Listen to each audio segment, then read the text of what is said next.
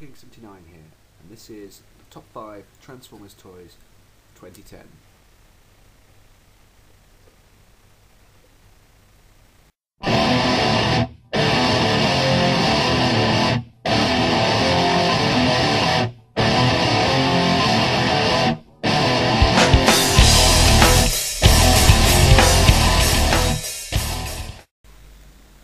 Okay, so this is the top 5 Transformer toys of 2010, according to myself. If you guys have been watching my channel over the last year or so, and if you have, then thank you very much. But if you have, I remember I did this back last year, during which the top one for myself was Masterpiece Grimlock. This year has been, I would say, for me, a year of buying more G1 figures than anything else. Not because I'm a G1er or anything like that, but just the fact that there hasn't been that many great new toys until recently, I would say. But anyway, let's crack on with my list. So first up at number 5, I have got Thunderwing, Generations Thunderwing. This is a toy that I was really excited to see re-released. Thunderwing was an awesome character back in the original UK Marvel comics, and well, both UK and US Marvel comics, but never really did it justice as a toy. And besides, the toy is extortionately expensive. Trying to transform and talk at the same time, never easy. Yeah, these toys are extortionately expensive, so it was brilliant to see this guy come out, as it allowed fans of the character to actually get hold of a figure that represented them without having to spend 50-60 quid in the process. He's, as I say, he's a great figure, but my only qualms with him really were the size, in that he's obviously a deluxe figure, and you know, he should have been bigger. I mean, everyone said that when they reviewed him. Should have been at least a Voyager, and obviously, or even bigger than that, to be honest. But you can't moan about everything. As far as the actual figure, the looks of him, God, as far as the aesthetics of him are concerned, he is, spot on with how he looked in the comic books, right down to the little guns on the shoulders there, and yeah, his alt mode is a bit basic. There's lots of visible robot kibble in there, but he's what I hoped for when I saw the original photos. It's just a shame he's not a little bit bigger. If he was, a Voyager or an Ultra, he probably would have been. Well, he definitely would have been higher up the list, but he could well have been the best toy of the year, as far as I'm concerned. But anyway, he's a worthy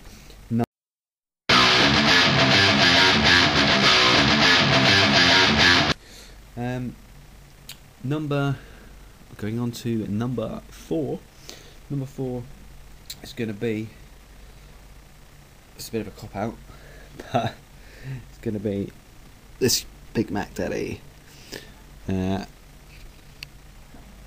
San Diego Comic-Con exclusive Universe Blaster, obviously a reissue of the Generation 1 toy, which came with this little chap.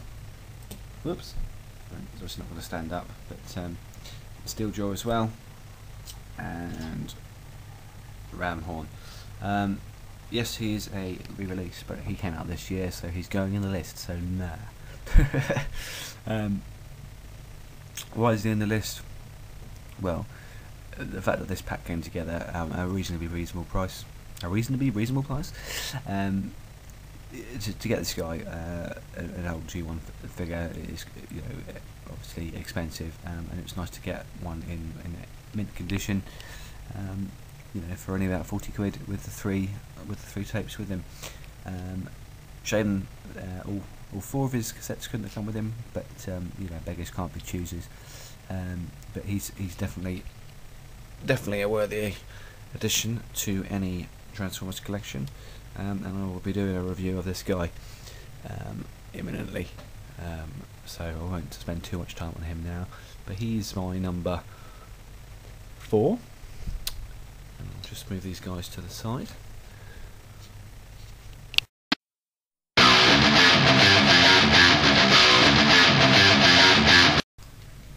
Okay, number 3, well, that is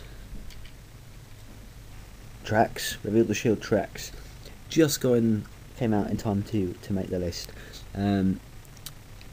I absolutely love this figure. Again, it's really a real homage to the original 80s character. Trax was one of my favourite toys when I was a wee lad, and it's brilliant to see him in this form with a proper face, some decent articulation, legs that can actually move. I would say he would have been number 1 if, for 2 things, the car mode was a Corvette and not sort of a Mustang sort of thing. I know that's maybe really pedantic and, you know, overly nostalgic, but Trax is a Corvette, alright? And also the stupid tribal patterns on the front. Yes, I know you can get repro labels to do their sticker set and replace it, which yes, I will be doing. I'm a sad 80s fanboy, but I will be doing that. But I think, you know, they could have put the flames on. It's not that difficult, but still, you know, you can't argue. It's spot on with the wings, with the missiles. It's brilliant. And those of you guys who haven't got them yet, because they've just come out, make sure you grab them. I believe they are coming to the UK. They reveal the Shield, so pick them up. He will be reviewed in the next week or so as well. But yeah, he's a cool figure. Okay, so he's number 3.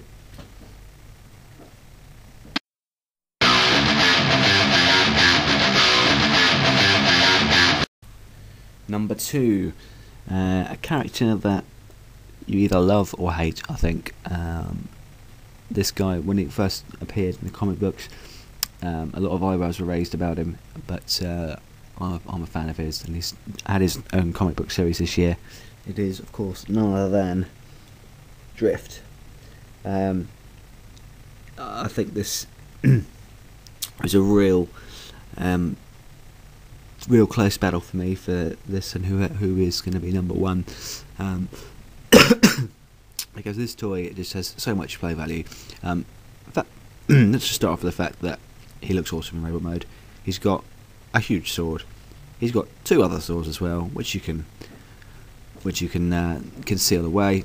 He turns into an awesome vehicle. He's got loads of cool symbols over the side of him, Japanese symbols. He is, you know, he is brilliant. He is just a great figure. Loads of articulation. Transformation's not overly complex, unnecessarily so. You know, there's just lots of play value with him, and he will be reviewed. Whoops, Thunderwing is falling over. He will be reviewed shortly. But yeah, it's nice to see, you know, after the year or 2 that he was appearing in the comics, for him to get a figure, and for that figure to be to kickstart the new generations line in style, because we were really starved of toys this year, I think. Unless you enjoyed the Revenge of the Fallen stuff, all the Paracord combiners, then really, you know, there wasn't much for you this year until Generations came out, sort of the late summer. I didn't get hold of this guy until Christmas actually, but you know, he was the guy that sort of started it all off again, and yeah, he's an excellent toy. Okay.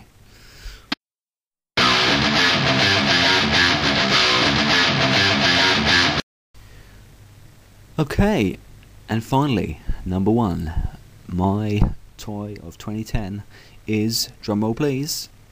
Okay, no drum roll, but anyway, it is Sky Stalker, and this is a surprise. Surprises myself more than anything else. Firstly, for the fact that he's a Revenge of the Fallen toy, most of whom I think are horrendous, but this guy is awesome. Secondly, because he's tiny, he's a scout, but he's so much fun. He's you know, there's just so much fun to be had with this guy.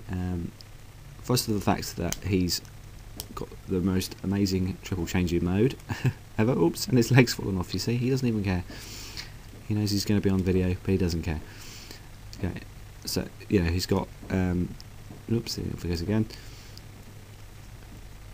He's got his famous robot chicken mode, which I just love.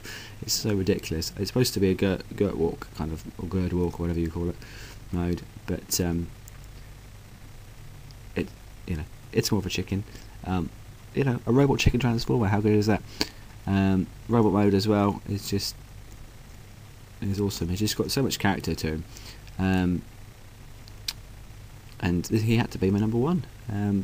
You can pick him up these days relatively cheap, and I believe certain people in the Transformers fan base have picked up several of these guys because I think they went on offer in Asda a few months back.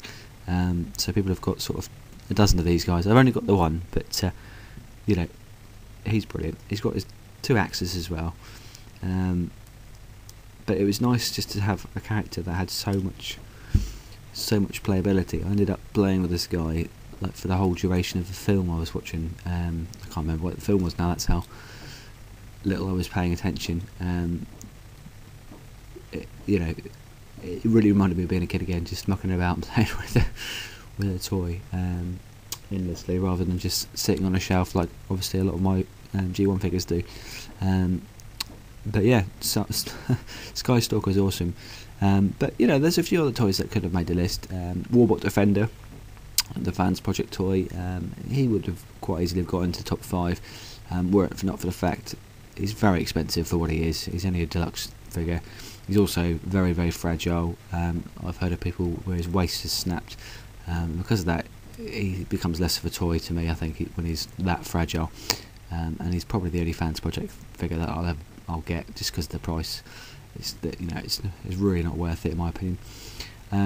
Practical Combiners, obviously a lot of those came out this year. A lot of people don't like them, but I picked up a couple. Leadfoot was a cool one.